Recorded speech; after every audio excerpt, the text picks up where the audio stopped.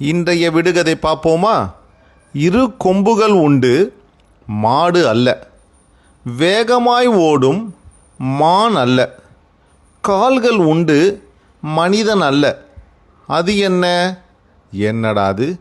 மாடு, மான், மனிதன் யாருமே இல்லையாமே. ஒரு வித்தியாசமான ஜீவனாக இருப்பான் பொழுது. கண்டுபிடிச்சிங்களா?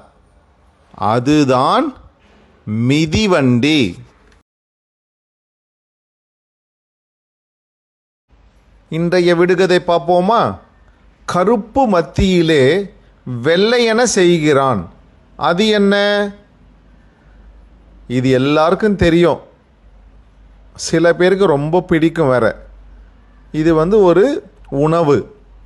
கண்டுபிடிச்சிங்களா? இதை வச்சு ஒரு பாட்டு கூட வந்திருக்கு.